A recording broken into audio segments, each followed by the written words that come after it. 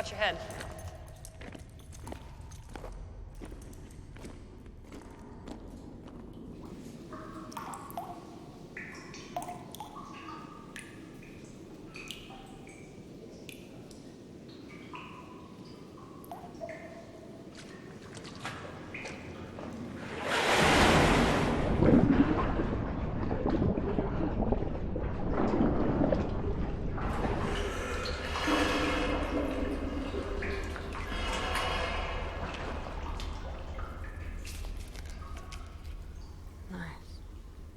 This is beautiful. We've gotten lucky here. We've seen them before, but they bloom only in certain conditions when the water level is very low. So to have stumbled upon a bloom of this exciting magnitude is really, it's lucky. So I'm really excited.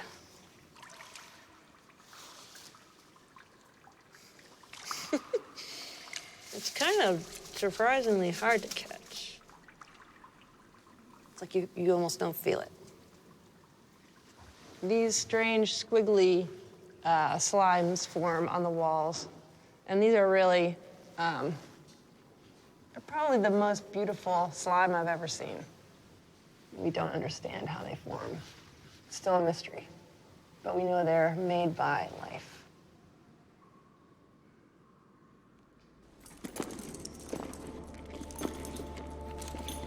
This question of how much of the universe is understood is very much a moving target. Because as we are able to stand in a new place because we've learned something new, we then see other wonders that were not even visible to us before.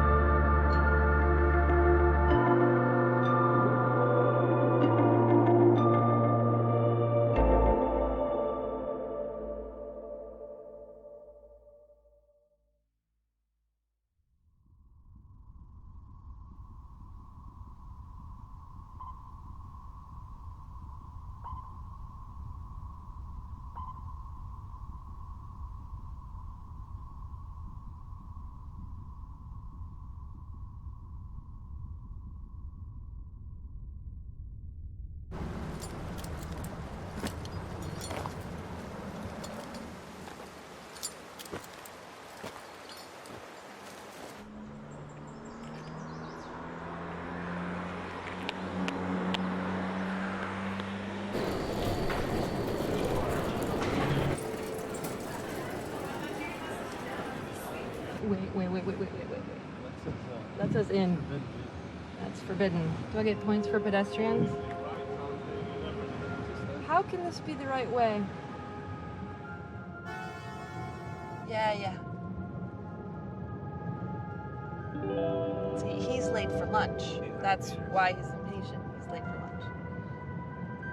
We are headed for physics lab to talk to a physicist in the physicist's habitat, which is always interesting to see, an organism in its natural habitat.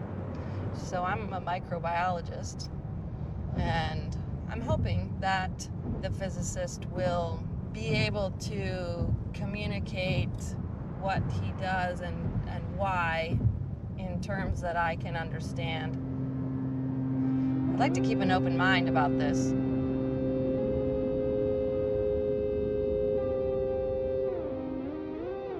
Lei per caso Davide D'Angelo? Bene, sì. Io sono Jennifer. Tanto piacere, Davide. Tanto piacere, Benvenuti. Sì. Grazie. You need to fill in some forms. So there's a disclaimer. I love forms. I love forms. Okay. And then we can eat some lunch at the cafeteria. Oh my God, look at him, he's awesome. The hair, Galileo, Newton, D'Angelo. Okay, dark matter is something we do not know what it is.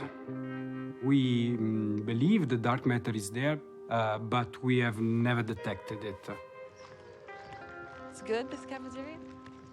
It's better than the average cafeterias, I would say. Buongiorno. Ciao.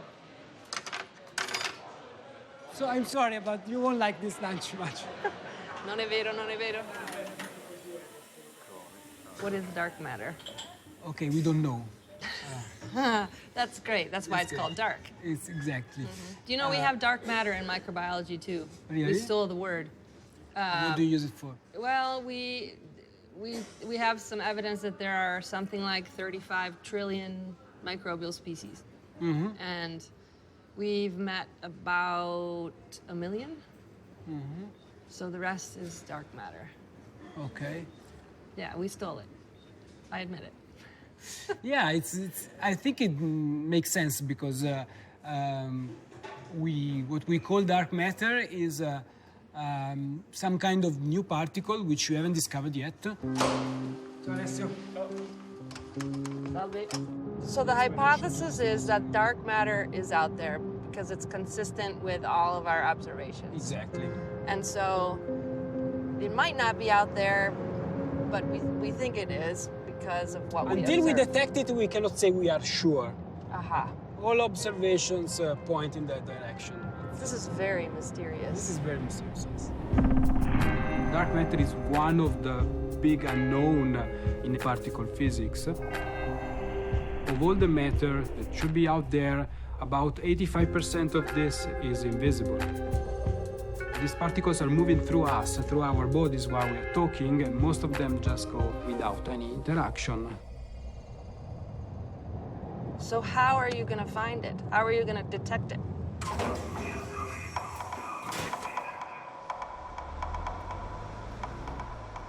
So, why are we here? Why are we here? We are here under about 1,800 meters of rock. We are deep underground because all the experiments here, whether they look for dark matter or for neutrino or for any other kind of rare event, they need to be shielded from the cosmic radiation.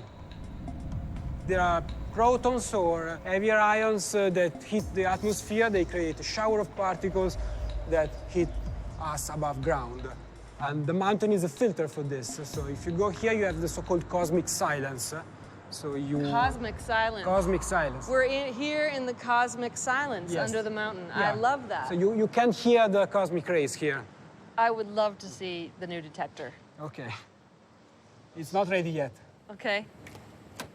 So this is your new experiment. Yes, this is a prototype still. It will prove the whole detector concept. Okay, so this dark matter that we think it exists, but we're not that sure. The crystal that you're going to put inside here is going to help you. It's going to be the best possible detector that you know how to build. Yes. This crystal's inside there. How do you see what the crystal is seeing? How does the crystal talk to you on the outside? It emits light, and then you have two photomultipliers on each side. And then you read the photomultipliers out to here. It's very simple. Yeah, you see light, you record it. It's simple. Dark matter physicist. What's simpler than that?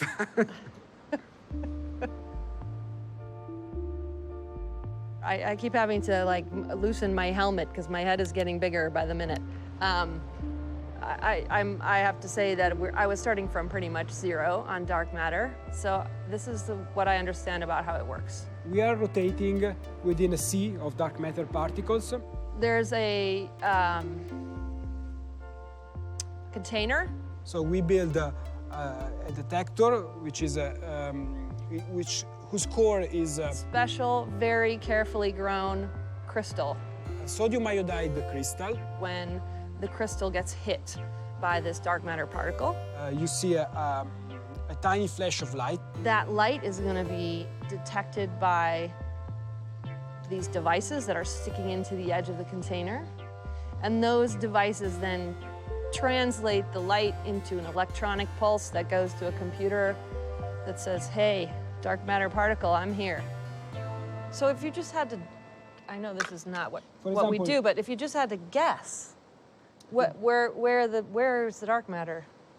Can you guess? No. You would not hazard a Science guess. is not about guessing. I know. It's not about guessing, but I mean, sometimes I dream about a result that I might get. I can tell you this. So here you also see the models, like the minimal supersymmetric models foresee dark matter in this area here. Okay, extra dimensions models foresee dark matter in this area here. These other guys, it's going to be here. So we have no idea. Some other guys will place it here, so we have no idea. We have no idea. Okay. In my field, I would say 10 years ago, if you asked me where would we be now today, I would have had a very hard time answering, because we're really, we're not just filling in the details. We're looking into some dark abyss where we just can't see very far in, and depending on where the flashlight shines first, we might go a different direction completely. And so it's very hard when you're right on the edge of this big unknown. It's very hard to say where the science is going to go next. Is that where dark matter physics is now, or is there something analogous? We are surely on the verge of something we don't know what it is. It's so unbelievable that there is so much more matter in the universe that we have realized so far.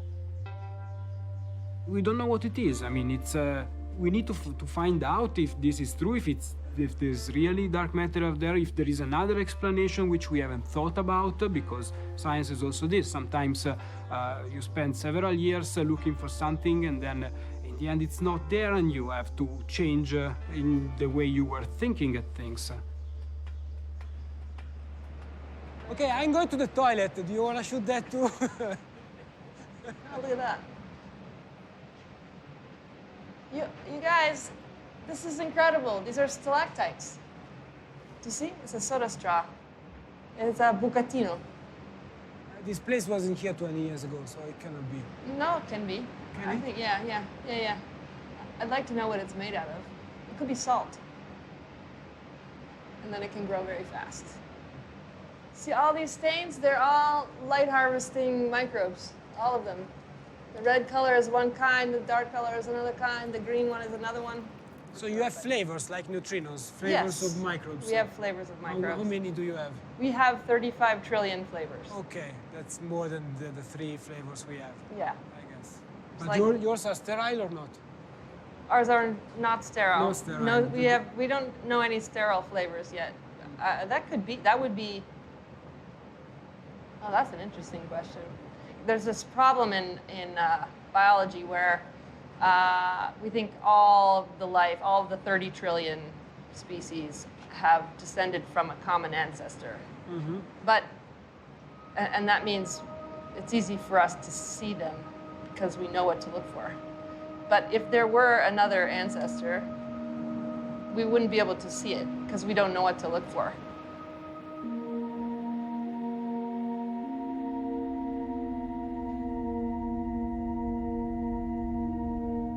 How long have we been looking for this stuff? This dark matter, how long have we been looking for it? At least 20 years, and for direct searches, maybe more. Okay, so that's, yeah. Of course, if you see dark matter, okay, you win the Nobel Prize. It's a different thing. But if you don't, you're going to make a good publication anyhow. You still feel good.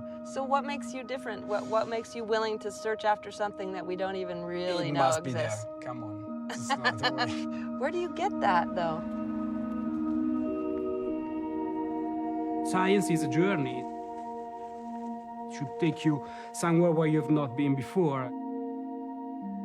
Some people prefer to concentrate on life sciences. Some others prefer to understand how the universe was built. I mean, I've studied only physics, so I don't know what my mind would be if I had studied a different subject.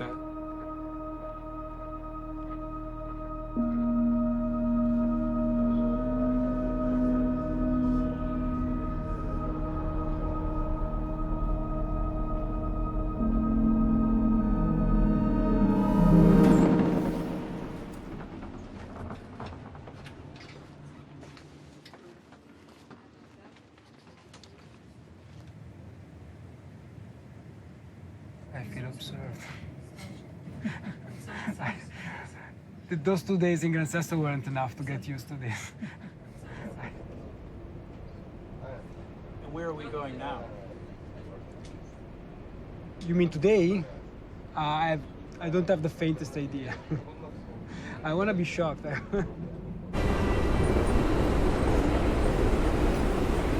Hey. Hi, Davide. Nice to meet you. Nice to meet you, yeah.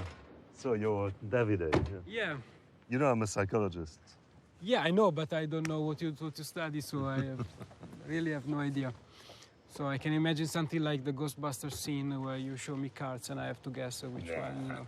Don't worry.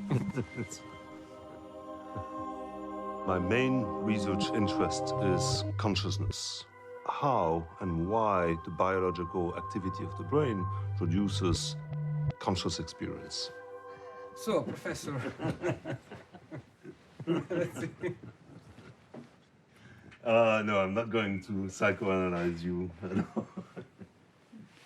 all. We work mostly on consciousness. Now, consciousness has been described as one of the most significant problems of the 21st century, on a par with the origins of the universe and the origins of life and these super big questions. It really remains a sort of mystery to figure out how the biological activity of the brain produces mind, basically mental states. One of the difficulties with studying consciousness is that it is a private phenomenon. I know I'm conscious. I think you are conscious because you behave in ways that I expect to be associated with consciousness, even though I cannot really define it. But the point is, I do not have access to your own mental states, right? So we have 2 experiments planned. You're not gonna stick pins through my head, no? No, but if you're willing, we're gonna put electrodes around your head why not? and see if you can make a robotic hand move by your thoughts. So, ready?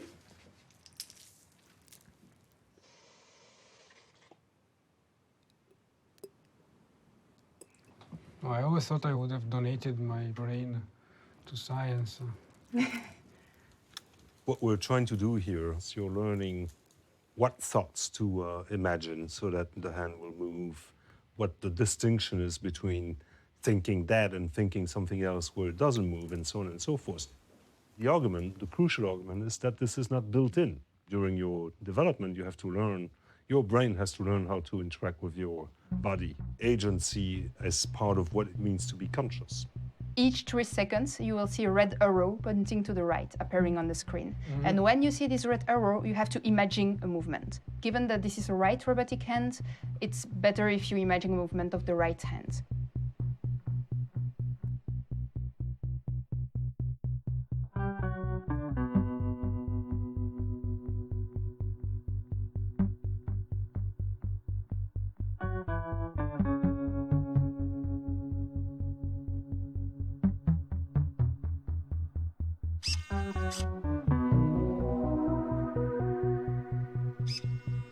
This one is intentional.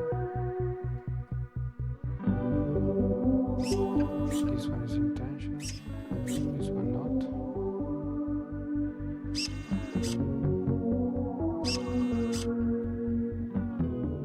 Is that okay? Yeah, I would like to spend here a week and master this thing. Yeah, there's lots of interesting physics questions to be I asked, want of to course, explore about. all the different movements. You know. And, Do you now feel you have some control over that hand? And partial, yeah, partial.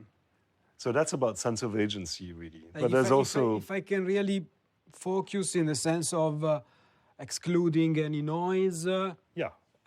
then I get You like feel, or at least 4 you can out of feel 5 how movements you right. will. Yeah, yeah, okay. But then when I start thinking about what's Yeah, going on, it's speaking, fragile, and then, it's then it's fragile. fragile. Then I lose Yeah. it.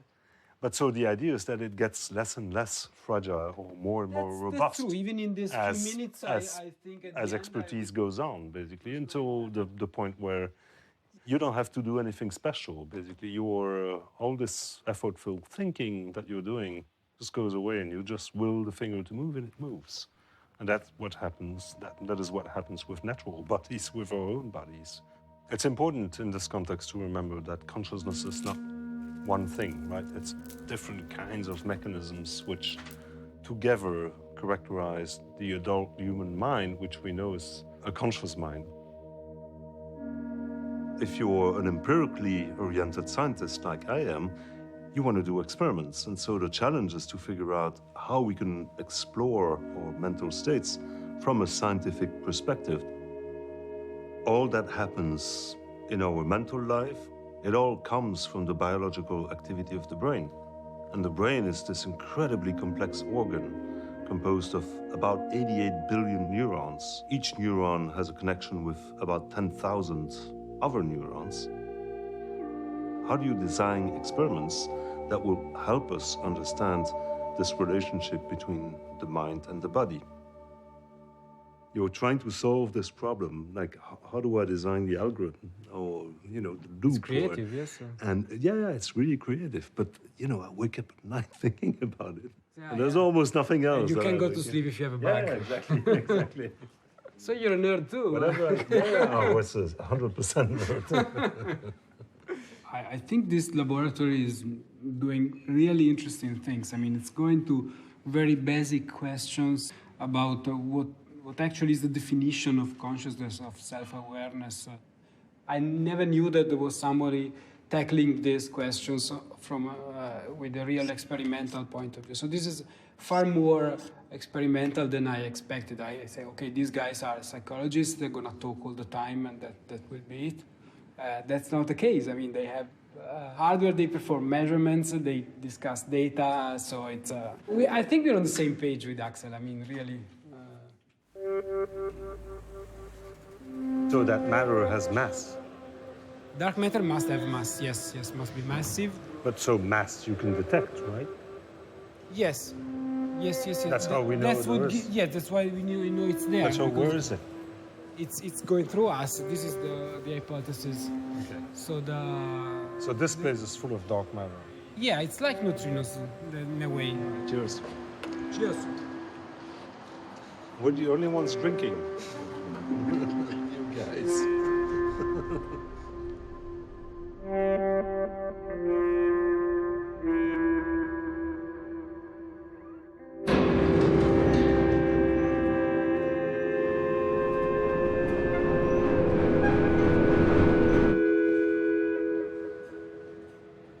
Well, what I'm afraid of course, is that there is no dark matter out there. Because it's... Oh, is that even a possibility? If there is no dark matter out there, we need to think really hard.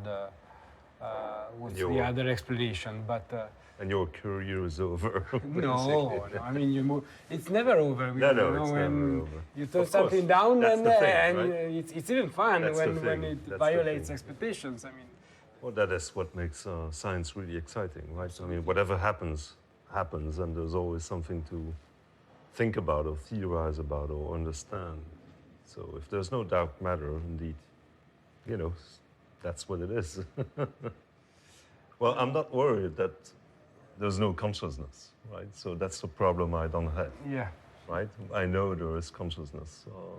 If there's one worry is that, we're not making sufficiently fast progress to truly understand how it works. And What is so, defining how fast enough is fast enough? I don't know. I mean, in my lifetime, maybe. That sort of worry. But I don't know. Sometimes I feel that we're sort of really far off. As an individual, you've done that for 10 or 15 years. You feel, okay, are we getting there? Are we getting there? We're not really, So I it's know sort of exactly interesting. what you mean. Yeah, I'm sure.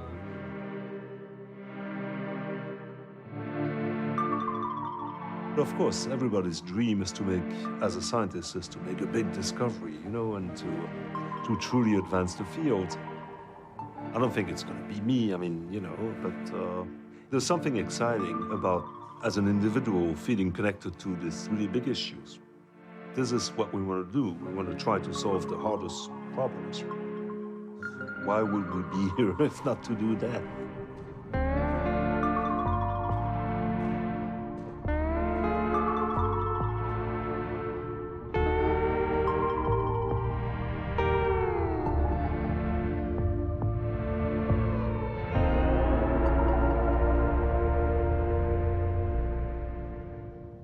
Is there going to be like a text that says Dr. Luke McKay, astrobiologist, at the bottom of the screen? Is that what you like to? What would you have it say? I mean, what keeps me up at night is, are we alone? The microbes that I study in hot springs, clearly defining the boundary conditions of life on Earth, is kind of paramount to understanding where life could be in space.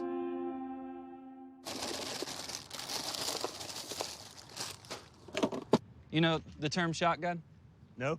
Well, I know what a shotgun is, but... Yeah, well, that's from the olden days when people would ride horse and wagon, and you would be out with a shotgun? We'd be on the frontier, and Okay. the guy riding shotgun would be ready for the bandits. All right. So you ride next to the driver.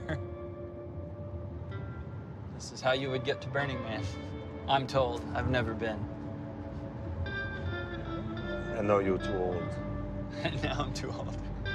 So the Earth's crust sort of is this crust layer on top of everything, and then wherever there's kind of a puncture or a crack, a hole in that Get this. is where you get this. This whole region is geothermally active. But you can see in this entire area this connection to the subsurface world. That sounds spooky. Yeah, connection to the subsurface world. Oh, so this is it? There's fumes going out of it. Oh yeah, look at that. Just quickly, we'll give you a spiel about safety around hot springs. When a lot of people hear the word hot spring, they think of something that you can get in and have a nice time in. But the hot springs that we typically associate with and study are way too hot for that. And You can go in once, but only once. and you'll never come out. It won't come out the same. Is there anything to like about this place? I mean, there's snakes, fumes, danger, temperature, you know. That's exactly the question. That's exactly What the is there to like about this place? We love this place. Yeah. This kind of place. Yeah. So the extremophiles are you guys, not you guys. Not Yeah, we both We're- are. Not whatever we're, we're sampling. We're the extremophilophiles. So this is a little bit wet here. It's getting more wet. Are you guys okay? I'm okay. All right, let's just do it. It's gonna get wet, a little wetter here.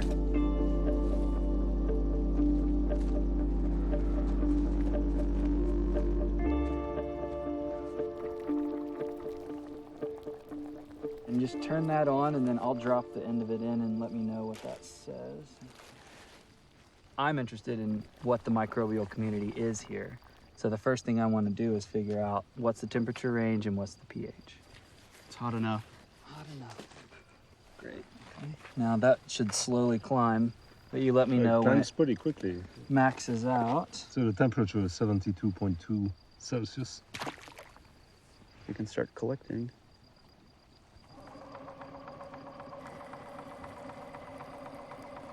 It's really clogged. I can feel it complaining. Yeah, so there they are. Our friends. At this point, I don't know who lives here.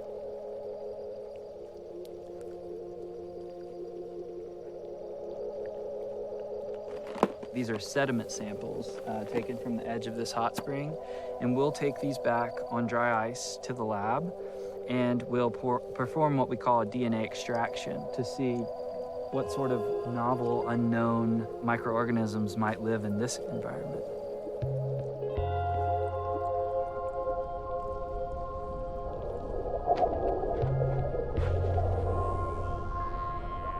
While I feel strongly that life exists in outer space, it is technically an unknown. And this is probably what links my work to Axel's in a way.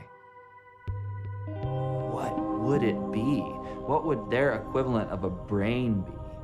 What would their equivalent of consciousness be? There you go. Nice. All right, cool. Nice. Yeah, okay, now finish everything. No. Yeah, okay. Now you just kind of unravel them, and they'll kind of tell you what they want to do.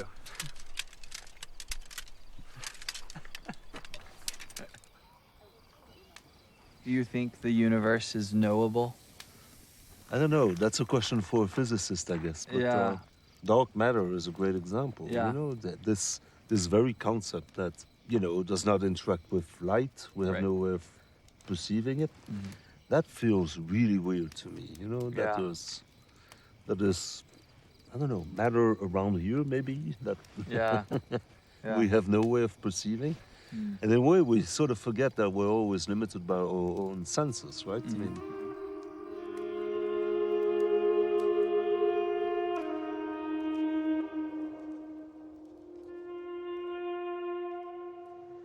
Right here, human beings. okay. Okay, that's a human.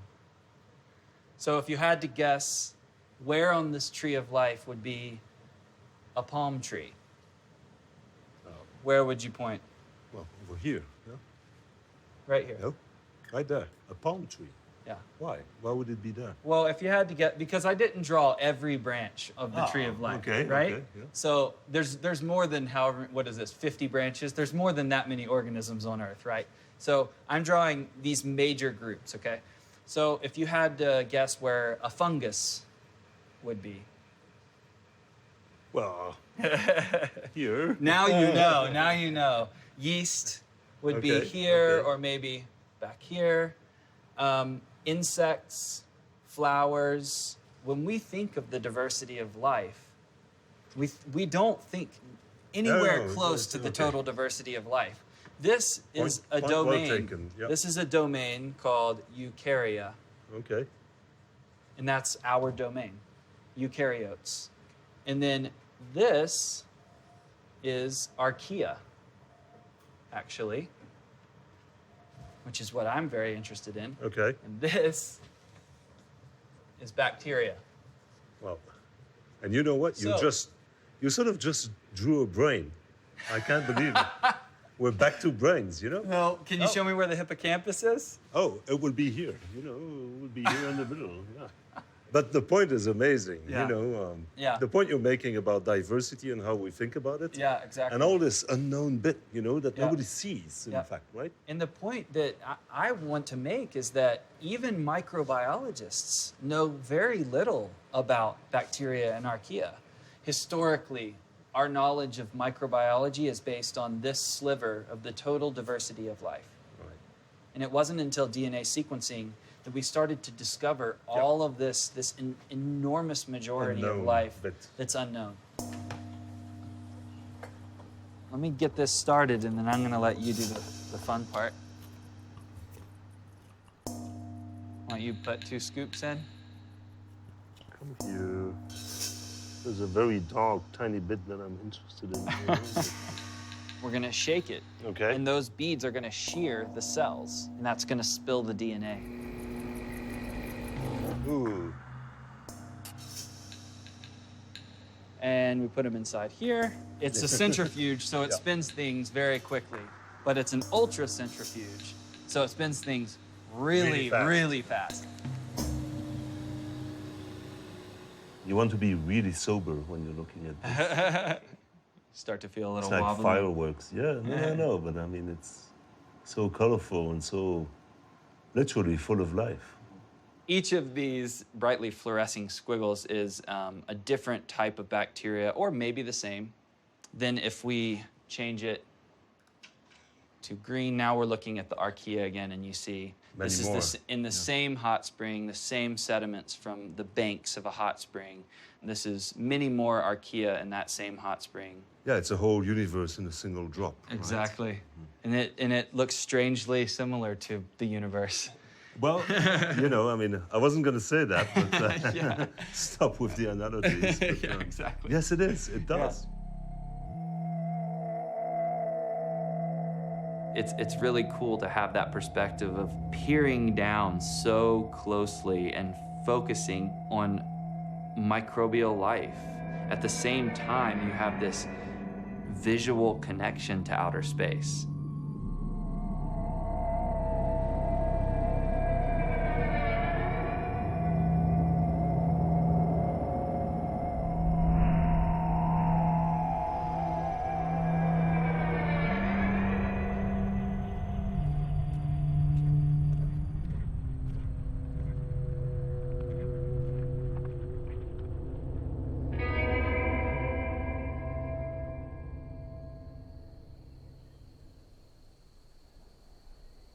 I am an observer of forming stars.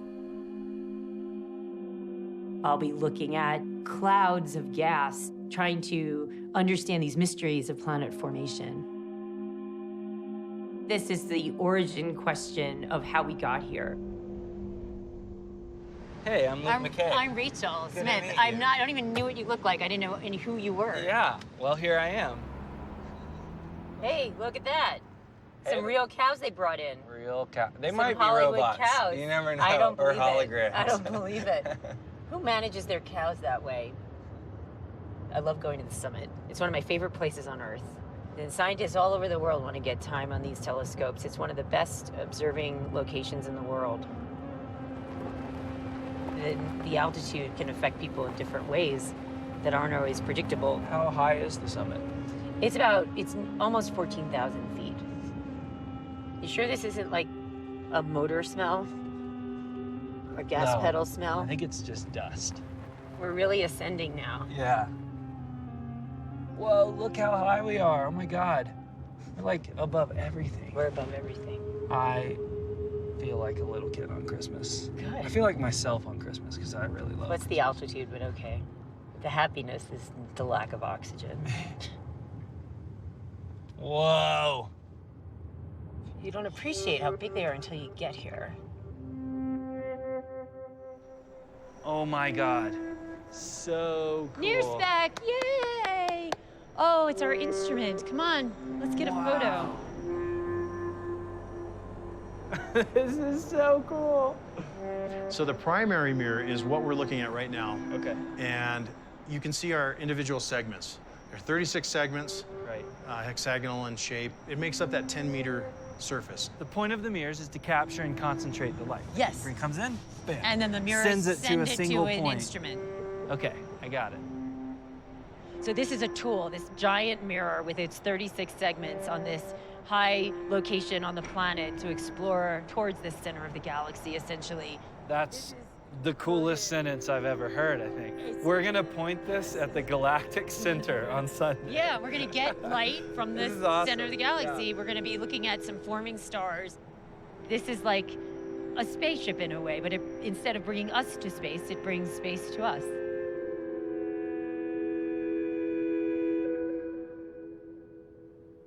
There are very many analogs between what she's doing and what I'm doing. And the way she takes a sample is she's capturing light from these distant places in the galaxy and using different machines, basically, to look at that light in different ways. Something about the light can actually tell us something about the chemistry of that zone of star formation. And we're gonna stay up all night because night's when all the good stuff happens. We work hard to get this telescope time, writing the proposals, and it's a privilege. One night we had bad weather, and that was it. You could come all this way, and we could have fog, and they could close the dome. Well, to be perfectly honest, I didn't really get the whole thing of not looking into a telescope. Like, I didn't understand that the telescope is way up there on top of the volcano, and we're going to be down here in town looking at computers, which in hindsight makes tons of sense to me. But I guess when I heard that I'd be doing this, I was like, oh, sweet. Like, we're going to be up all night, like, peering through the lenses of this telescope. And that's, in fact, not at all what's happening. They have to have a K filter in to do the telescope focus. Okay. There you go. Yeah, the webcams look great. Yeah, it's going to be a great Very night. clear, relative humidity is quite low. We're ready to go. Is this a filter wheel? That's exactly like a microscope. Mm-hmm. Microscope's a little telescope. Yeah. For the tiny things. It's a telescope for the tiny things. It's cool, you can see it like moving. And the stars become lines. There it is. That big bright light is your first star. And this is showing how much of the light is coming through. There's a nice bright star without a lot of sky. You know how we saw all that noise in some of the data? This is really perfect. Look at it. It's like a painting. It's like what we love this all night.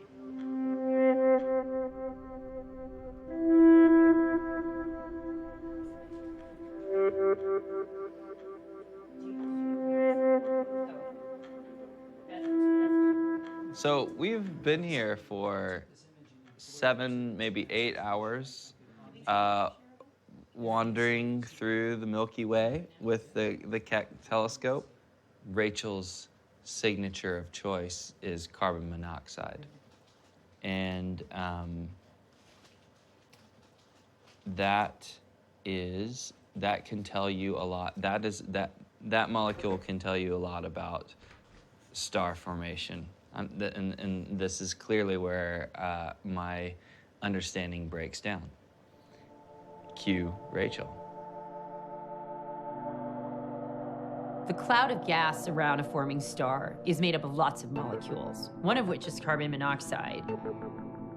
Carbon monoxide is the exhaust that comes out of your car, and it's toxic, and you don't want to breathe that stuff, but it's actually a really important molecule to study in our galaxy.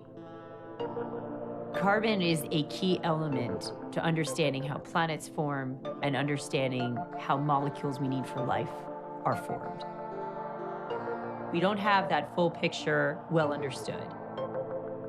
The data we get from the telescope open up a window into something that might be going on. How can I, as a small person, answer a question about the cosmos? You have a puzzle with 1 million or 1 billion pieces, and we've got one piece. Starlog, chapter 24, part 3. The film crew is gone. It's just us. I'll do perspective shot like this. All right. Yeah. But don't touch it yet. I'm not touching anything. It's almost 5:15 a.m. in the morning, and we're getting the last bit of data possible before the sun comes and ruins everything.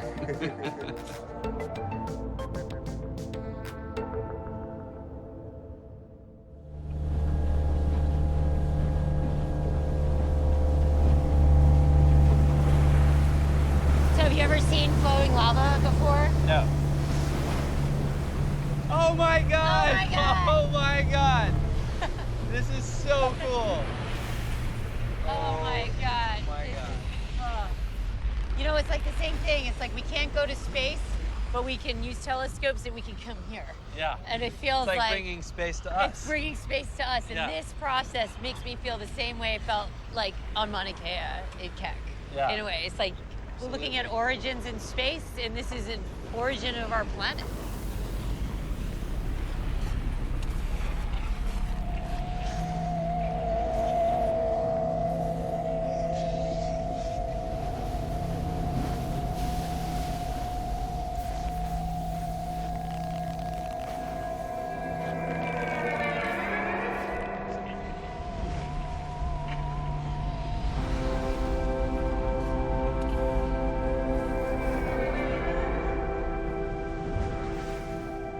I would love the experience of going to space. Seeing out a window, being surrounded by the darkness of space. Really going off into a capsule and kind of looking out and just being part of the cosmos that way.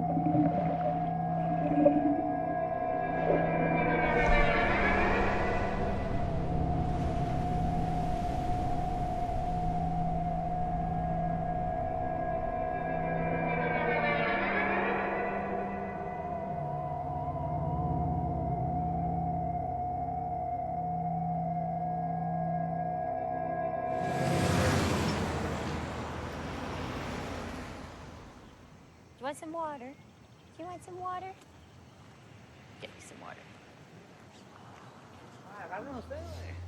Es coconuts or piña colada? Piña colada. That's Yeah. it. One roll. No. Coconut, we're working, right? Yeah. If he starts licking his balls, you know, maybe cut it there.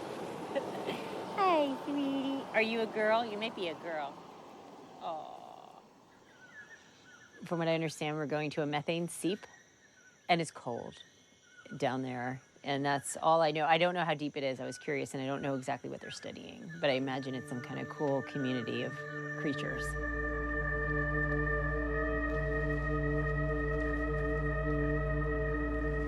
There's something very magical about being down there and looking out the viewport, seeing things that maybe no other human has ever seen on the seafloor.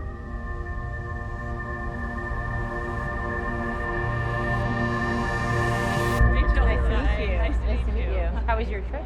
It was wonderful. Absolutely amazing. How was your trip out here? Great so far. Amazing. Super amazing. Great. How many dives have you been on? We were trying to figure this out the other day. I think I have maybe 17 dives.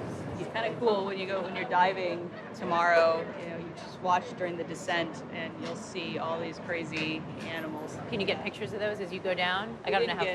We weren't able to get. Unless you go down too fast to get a picture, right? Yeah, usually you're so just caught up in doing the actual work, right? Yeah.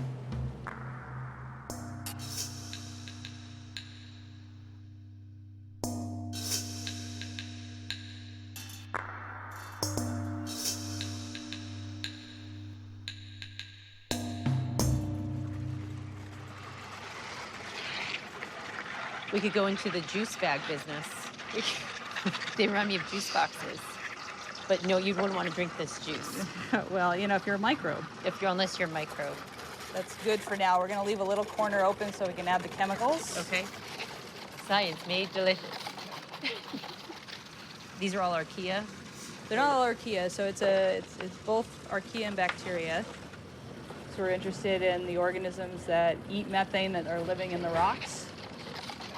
So people ask me this question a lot about why I'm doing what I'm doing and stuff. So is there a bigger picture answer that understanding the carbon usage in the microorganisms tells you? Yeah, well, so methane is a really very potent greenhouse gas, right? We have huge stores of methane locked up in the deep sea, all on the continental margins. And most of that methane doesn't get into the atmosphere because of these microorganisms that eat it before it's released into the water column and up into the atmosphere. When you dive in Alvin, do you... And when you dive in Alvin? Yeah, do I get to dive for sure? Tomorrow, They it's were you in and ship. me. Oh, yes. See? Confirmation on film. So It's you and me tomorrow. It's on the excited. schedule. Oh, I'm so excited. I was saying it's like going to another planet. Yeah, it is. It feels like another planet sometimes. We haven't set up the ping pong table yet, but that is a high priority for today. Yes. Is it really? Yes. All right. This is the main lab.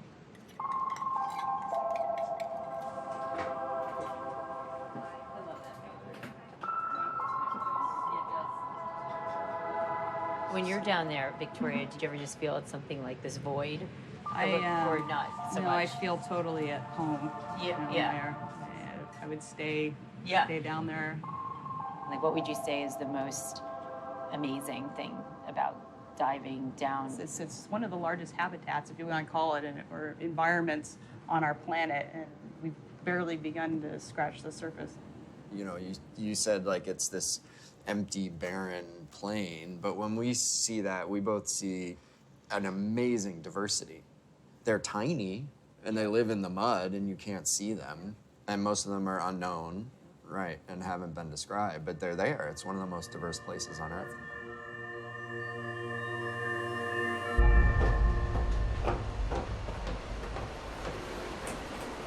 So the other thing you're going to want to do is the day you dive, we request that you take a shower before you come in the sub. Okay. And then you wear clean clothes, as clean as you possibly Yeah. say. Is it because of how I look now? No. We just always say.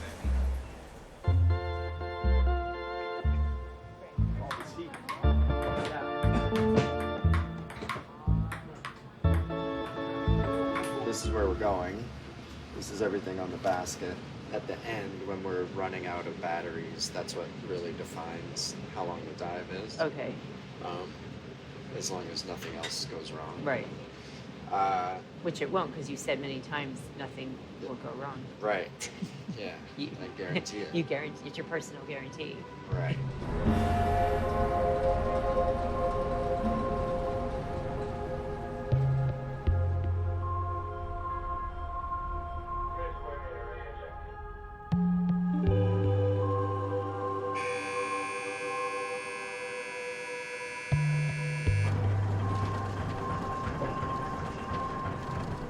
So because it's cold in the sub, I brought, everything has to be natural fiber. Appropriately selected long sleeve shirt. How are you feeling today as opposed to yesterday about the dive? Just excited about it. Yeah. Why? Do I seem nervous about it? Should I be? Bon voyage. Thank you. Thank you. All right. Oh my gosh. Top copy, sound match.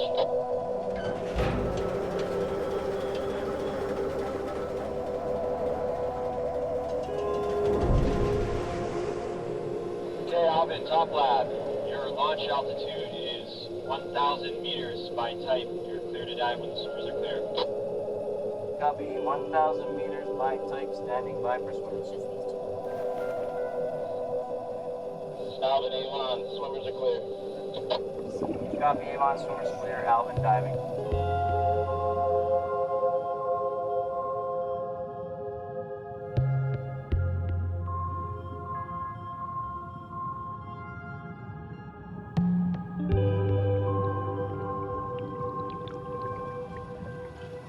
Oh, wow, it's green.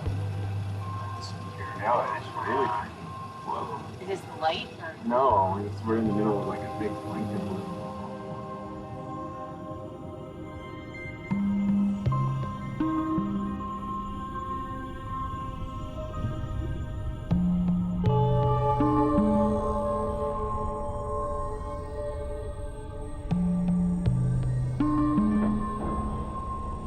I think I see the, am I seeing the bottom? Yeah, you should. Right there.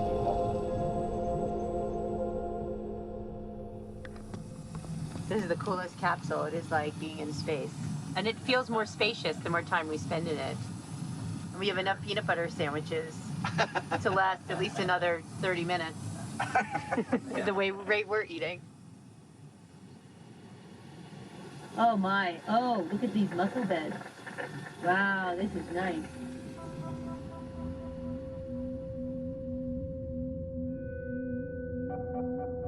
When they turn the lights on, you see these bright red shrimp, which is striking considering the muted colors otherwise. There's kind of a drabby color environment.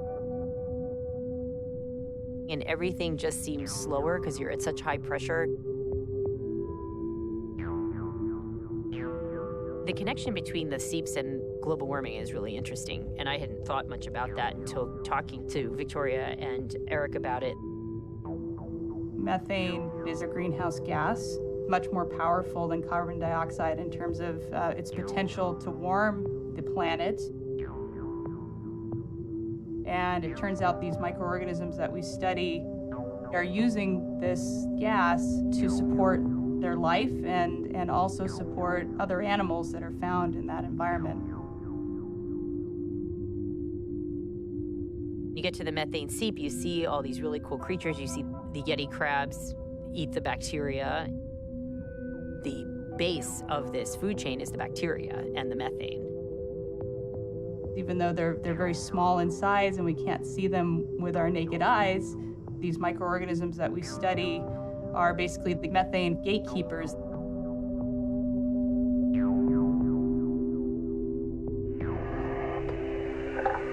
Hi, Rachel. This is Victoria. We are curious how your experience has been so far. I've been taking video of what's out my window, and they've been getting samples. Eric and Mike have been getting samples. It's been really, really interesting. It's awesome down here. We'll bring back good samples. Give my best to Eric. We're taking rocks that are right in the middle of this flow of gas, and we're moving them different distances away to see if they change depending on how far away from the seep they are. We're trying to learn how this methane input affects the entire ocean.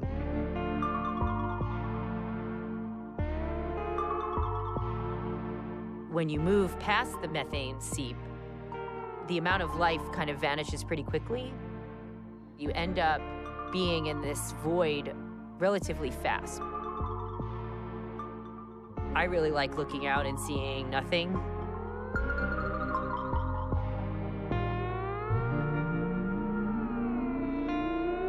It's like being in a spaceship.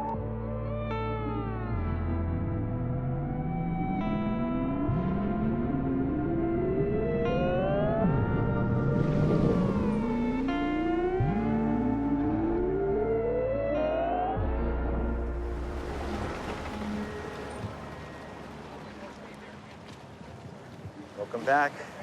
You know, I sympathize with astronauts who haven't walked on firm ground. We were only there for 6 hours. So what was your favorite part? I liked being inside the orb. Like, to just imagine we're in a metal sphere in the ocean, and it's kind of a little trippy inside with all the red buttons. We could be anywhere in the universe. I really love looking at the samples when they come up from the seafloor. Like, kind of like every Alvin dive is Christmas morning, you know, the samples come up and we get to go and look at what people collected. My hope is that eventually one day we'll be able to really understand how microbial ecosystems tick, and I don't think this is even a 10-year achievable goal.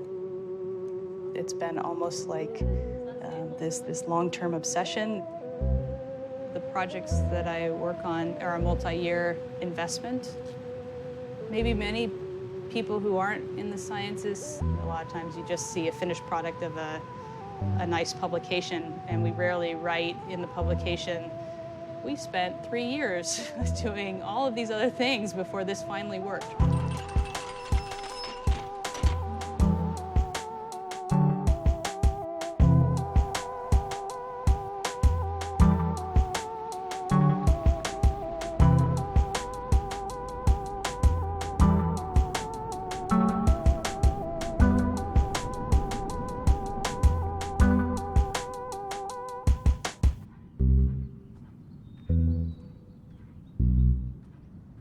Hi. Hello, June.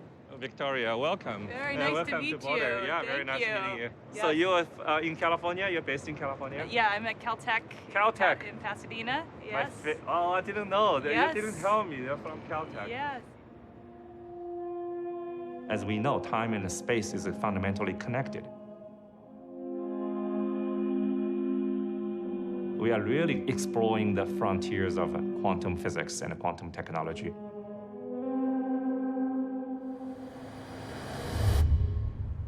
Have you watched the movie called Interstellar? I haven't seen Interstellar, but It was a great movie. You know, this astronauts went in to near the black hole. When he came back, the daughter was much older than he. yeah. And you will see some of that in our lab tomorrow. Great. It's not a science fiction. You Yeah. can actually see clocks slow down Yeah. as you get closer to the center of the Earth. No kidding. So that's... It's a relativity effect that Einstein postulated 100 years ago. That's called a general relativity, that time is all relative.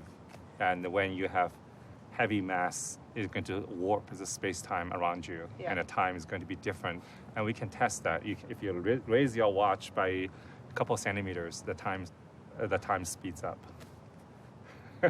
At a very small level, only modern atomic clocks now can detect those. Okay. So you're saying if you move your watch a few centimeters distance, you can tell the detect difference. A change. Yeah. And at what level, like how many decimal points do we need to go out? It's 10 to the 18th. Okay. Yeah. Clock is really a quantum sensor. I actually like to call it as a sensor. It's something we use to measure.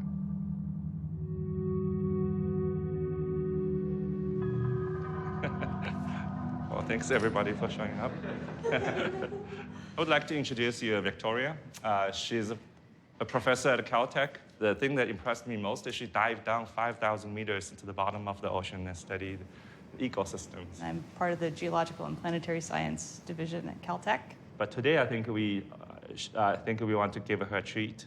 Kind of participate in a group discussion that's very technical on the physics side of making clocks and understanding strontium atoms. Go easy with the descriptions. When things get really, really cold, the quantum mechanics matter. The fact that an atom is not a particle, but a wave begins to matter. We want a very particular frequency. We want that to be as precise as possible. For this upcoming clock comparison, where we're going to compare one of these strontium optical lattice clocks to a ytterbium optical lattice clocks. This is sort of a boring image, and that's good.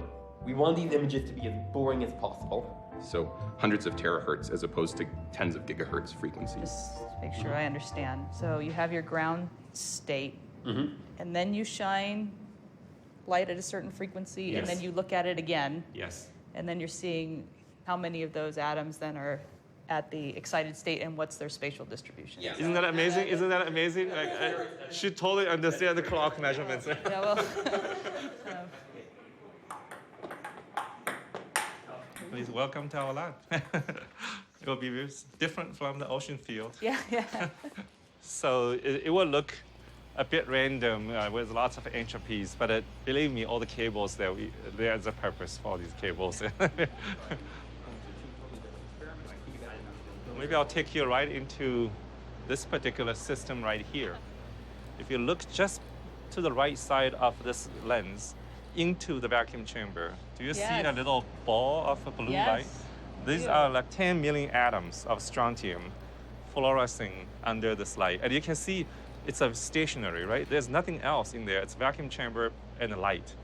Those atoms provides this swing of the pendulum, that when you open the grandfather's clock, that's the first thing you see is that it's something that's swinging back and forth, a pendulum.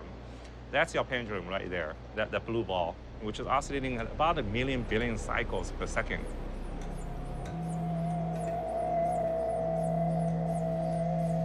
It's actually the world's most accurate atomic clock that's ever built. It's called a strontium optical lattice clock. Would mean that over the entire age of the universe, it would lose less than 1 second of the time.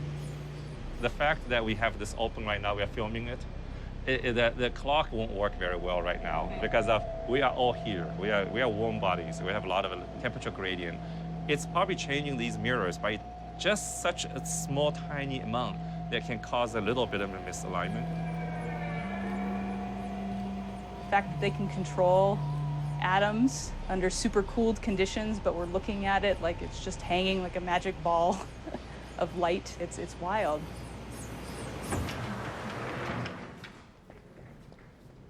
So Chris and I are academic brothers. Yes, we've known each other for more than about 25 years, I guess. Yeah, yes.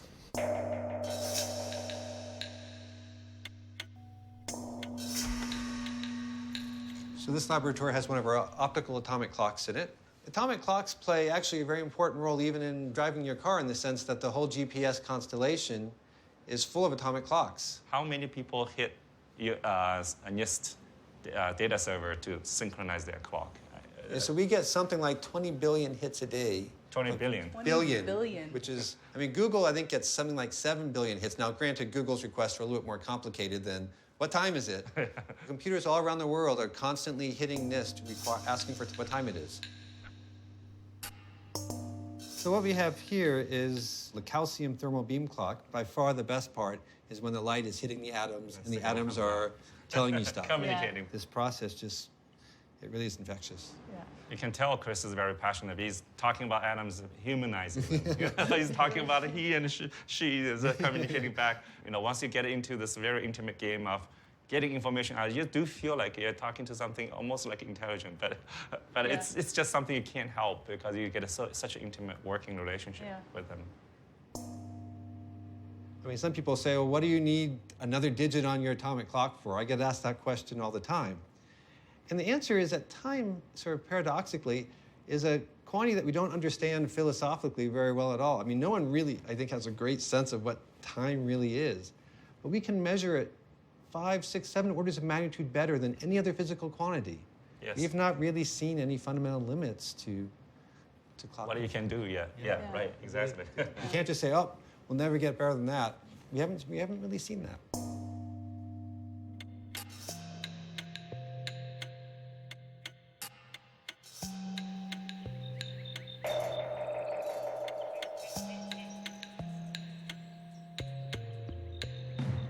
To build the very best clock, if you say, if I raise my clock from the ground up and the time speeds up a little bit, as you move towards the mountain, time will slow down.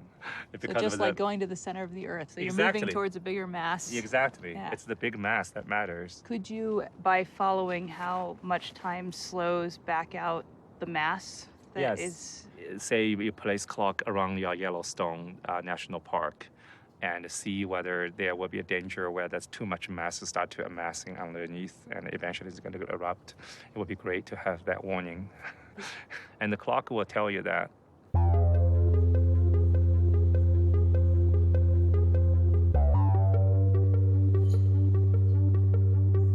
Measurement really is at the heart of the modern science. Everything is based on measurement. There's still certainly many mysteries out there.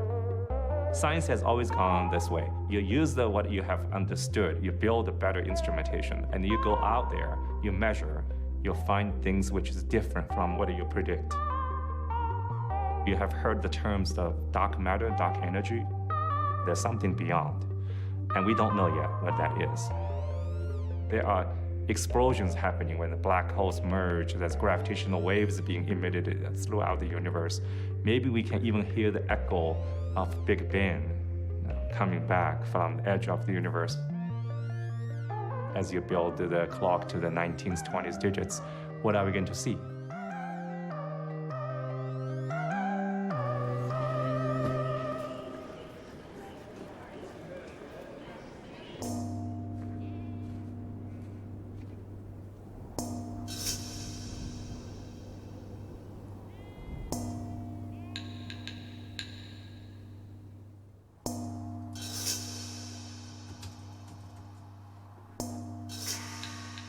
I guess I was always interested in the brain.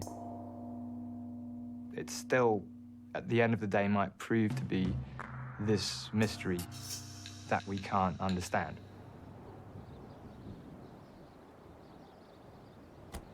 Hello, June. Nice to meet you. Yeah, very nice to meet you. Thank you for coming to meet Welcome, with us. welcome to the beautiful Sussex countryside. This is incredible. I've never been here. The ocean's right here. I know. What do you do? So I'm a neuroscientist. Actually, my background is quite varied. I was trained in physics, actually, to begin with. Or I'm a physicist. That's what I've been told, so okay. I'm looking forward to I'm just learning about you things. right now as we speak. I'm a physicist. I build instrumentations. That's why I'm curious about how you interface with the brain. I think what's frustrating is we recognize how poorly we're able to measure things. Yeah. And so there's always this analogy that the current brain imaging methods that we have, it's a little bit like having a microphone like this, sort of 500 kilometer in the sky, and you're trying to listen to a whole bunch of people shouting different things in a field below. We may still just lack the sufficient technology, and it's... You hit a resonance there when you said, it's all about a measurement science, and I have colleagues who build magnetometers, which can be implemented around the brain and do brain imaging. So we develop instrumentation that hopefully can be useful for you guys. Excellent. Bring any with you? No, I didn't. Oh, what's that? That's a camera. That's the other important part of welcome to the UK, of course. Well, thank you very much. Yeah. See some countryside, have a drink. Just get half a Harvey's and just a glass of water. Yeah, thank you. I'm interested about our experience of what you might call psychological time, speeding up as we get older. It can be very subjective. Part of the puzzle is that we don't have time detectors in our brains. I mean, I think it's one of the long-standing challenges is to figure out how the brain constructs the experience of time, given that it's got no time sensors. What's it based on? I think it'd be very interesting to see what you think of this. And this is Warwick Roseboom. Hi, June. Nice to meet you. He really knows much more about time than I do. This will be the first time we've run a subject, on this particular experiment. What's going to happen is he's going to watch this video, right? And that'll go for some duration. If you look through the magnet ball, yes, at the back there's a screen. Okay. And it's showing the same thing that you can see here. Okay. And then after that video finishes, this will come up. You just move the joystick until the number on the scale represents how long you felt it went for. Okay.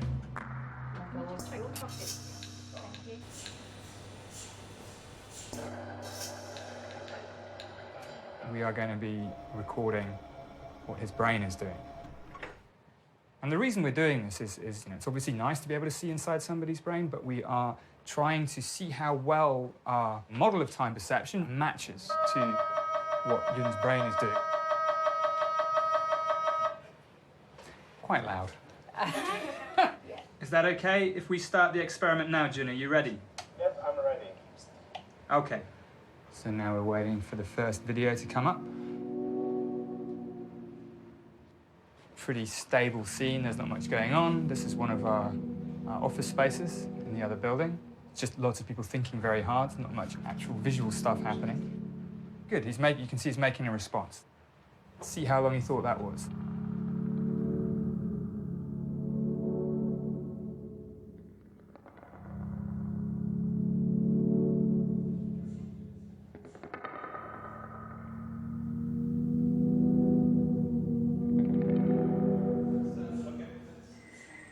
How well did you think you did? I felt I was doing well. We think you may not have done quite so well. Okay, that's good, yeah. The first few videos, it seemed that I was way off. You looked like you were overestimating quite a lot, which is interesting for somebody who's built the world's most accurate clock. That is my brain, huh? That's your brain. Do you recognize any bits of your brain there? I don't. This is the first time I'm looking at my brain. I've never done this scan before. Okay.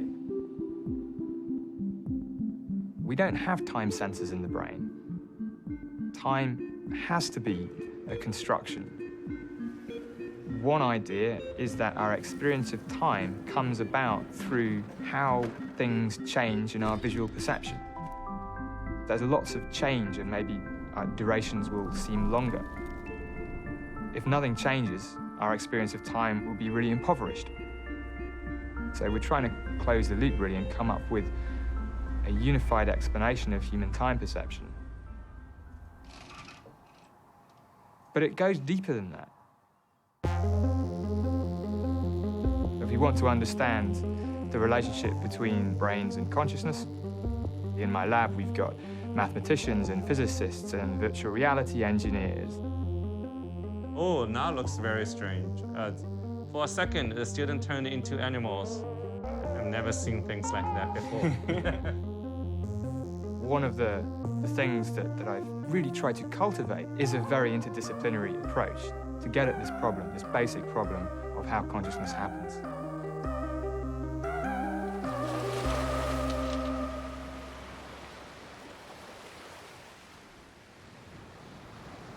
What a beautiful place, yeah. There's this perspective, I think it's a pretty poor argument, but it's called Mysterianism, So there's the idea that even if we have arbitrarily fast computers and all the technology we want, there will still be some things that will forever defy our understanding because we humans are cognitively limited in some way. However much we magnify our cognitive abilities through technology, there must be things that we cannot understand however much help we have. In the same way that, if you're a frog, however much help you give the frog, it's not going to understand quantum mechanics. It's still a frog. So there might be an equivalent for us. But on the other hand, the history of science has been quite astounding. There have been things that people would have thought completely beyond our understanding. And you can keep and going. We have. Oh, I have only known Neil for 2 days.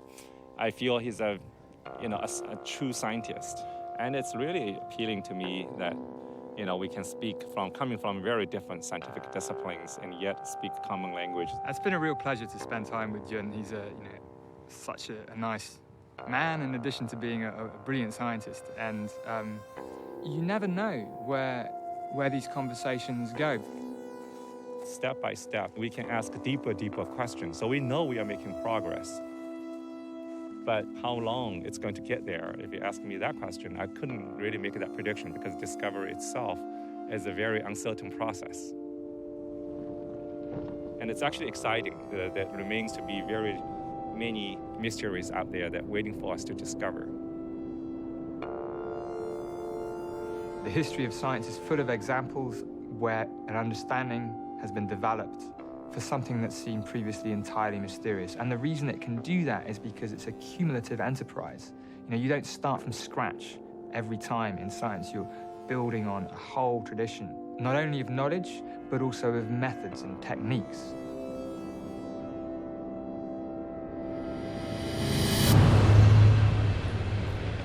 Su atención, por favor. Esto es un aviso de seguridad. Favor de no dejar vehículos desatendidos en la vialidad. The mind is all the time processing all this stuff that it shouldn't have the capacity to process. And so one of these things is our experiences.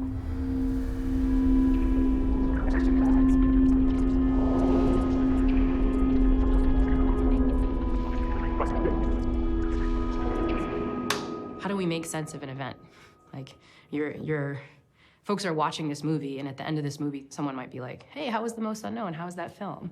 And people will have an answer. Like, how did they do that? You know, is your mind keeping a running ticker of how good the movie is? You know, they see the monkey parts, and that was really good, you know, it goes up, but the physics is boring, you know? But like, and so it turns out that when psychologists look at that, people simplify it. So people only take into account 2 points, the peak of how good it was and how it ended. That's all we're taking into account, which is kind of amazing. Like, it means the movie has to end really well, so I'm glad I get to be the last scientist. So we're here in Puerto Rico, and in a few minutes we're going to be going to an even smaller island in the Caribbean, which is an island that's just off the coast of Puerto Rico called Cayo Santiago, and it's home to about 1,000 free-ranging monkeys. Glasses fuck up. Puppy! I know you don't know these folks. You want non-shiny glasses. So not these ones. No, yeah, they won't like that. See, that's good advice. I didn't. They'll see themselves and it'll be very threatening. Ah, okay. Hola. Okay. So it's prettier than the lab. This is a lot prettier than the thing. It's an early wake-up call, but it's really beautiful. You get to enjoy it. It's fantastic.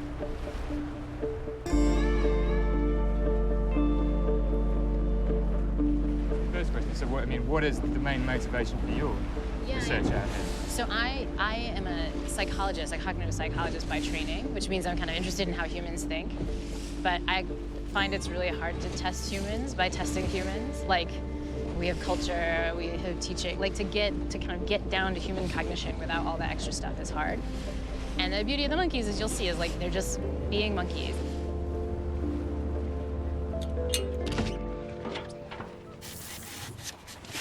You guys into Pokemon Go? There's like really good Pokemon on the dock, so I was trying to catch the Pokemon. No one can get these because they're here. However, we're walking around the island, find a path that's like furthest from all monkeys. Staring at them right in the face is like a threat. If they get upset with you, you'll kind of know about it. They'll start threatening you like, ah. So how close is this to the natural habitat they might have come from? So macaques are the most ubiquitous primate other than humans. The lore is they treat us like walking trees. Like if we almost stepped on them, they would move, but we're just kind of part of their environment. Yeah. And we're a slightly bigger group with the camera than we normally would be, so some of them are like, what? So our group does cognition work down here, which means we're really setting up experiments. We have to kind of stay in a compact spot so we're not interfering with data.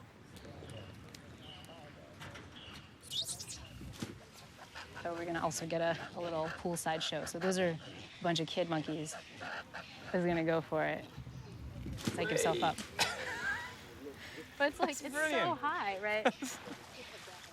So are they having fun? Yeah, this is playing.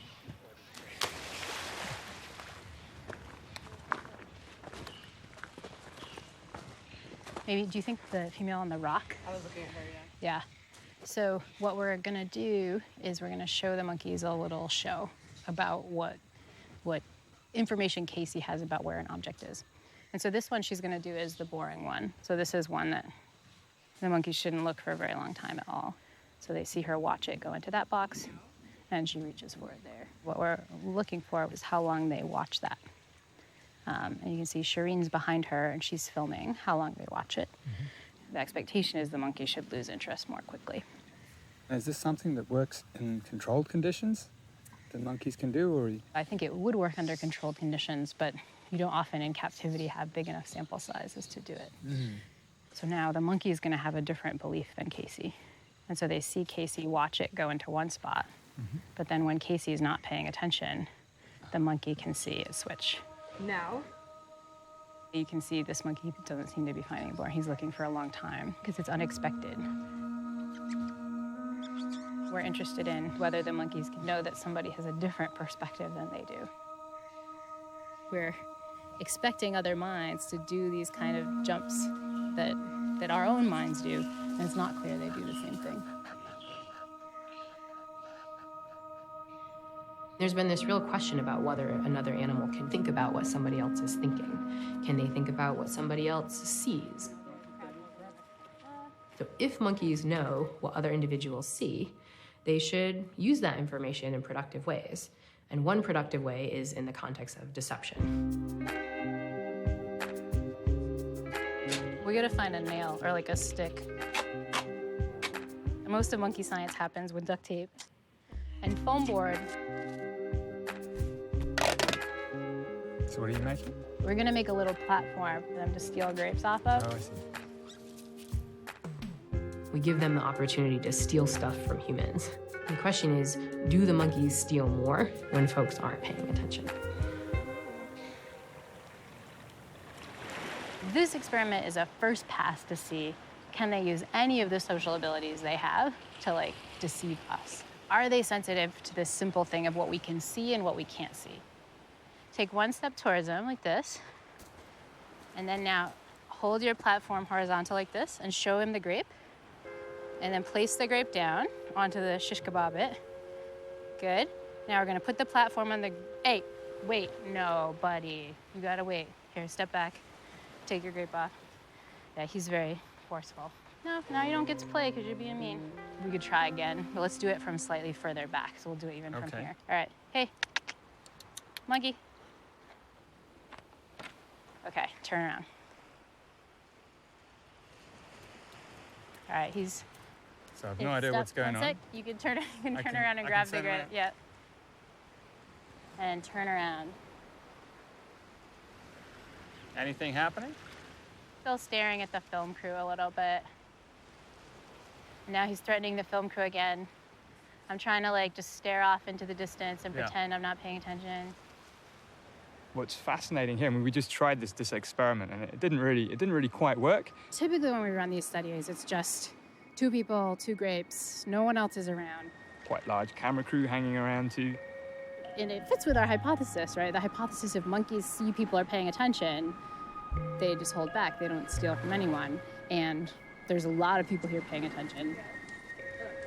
They're very worried about the surveillance state that is starting on their poor island. Whatever we do down here, it's nice if other folks are doing similar work in other places, so we can kind of triangulate what the animals really understand. Even when we find things that don't work, we replicate it, we try it again. Part of our task is to put the pattern together of what works and what doesn't. To be a scientist, you have to deal with uncertainty all the time. But you're just thinking about other possibilities in general. What if the world was this way? Science is all about holding multiple things in mind. And ultimately, it's probably using these very same rudimentary capacities that we're seeing in the monkeys. Getting outside your own head is a lot of what science is about. That's what we're trying to do with the brains we have, to understand our place in the universe.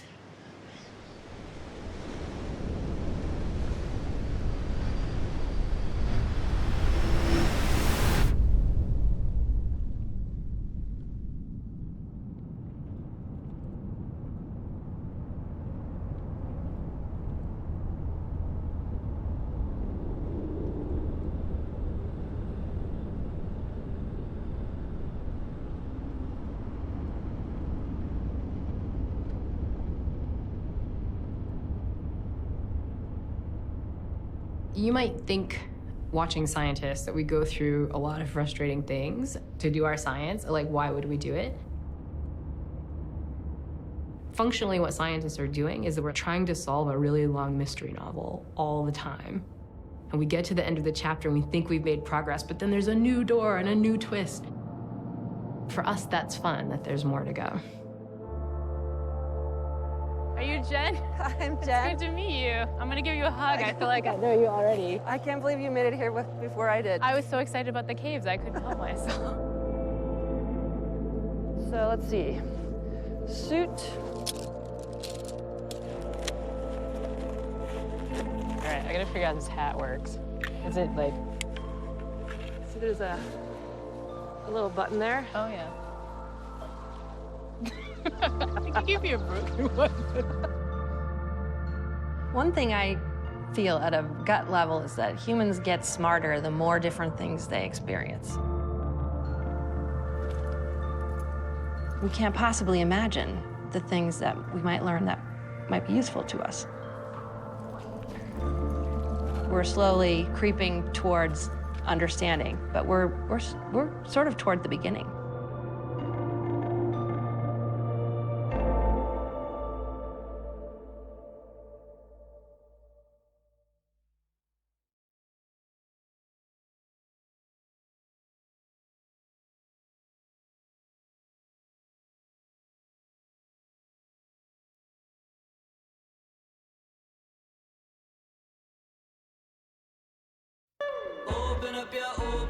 Open up your throat and let the all of that time, all of that time, all of that time go. I know it sucks that daddy's done, but try to think of what you want. You got to open up your throat, man. Open